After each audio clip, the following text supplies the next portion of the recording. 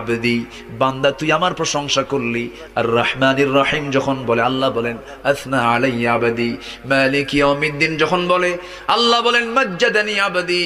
এরপরে যখন বলে ইয়াকা না'বুদু ওয়া ইয়াকা নাস্তাঈন পর্যন্ত যখন বলে আল্লাহ বলেন বান্দারে তুই আমার কাছে কি চাস, প্রাণ খুলে চা রে বান্দা।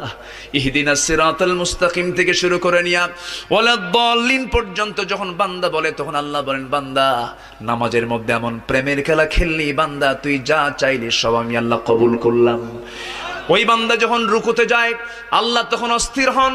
ওই বান্দা যখন সিজদায় যাওয়ার জন্য প্রস্তুতি নাই সমস্ত ফেরেশতাকে ডাক দিয়ে বলেন ও ফেরেশতারা এই বান্দাগুলো আমাকে দেখলো না, রাসূলকে দেখলো না, কোরআনকে দেখে হাদিসকে বিশ্বাস করে আমাকে খুশি করার জন্য তার সবচেয়ে সম্মানজনক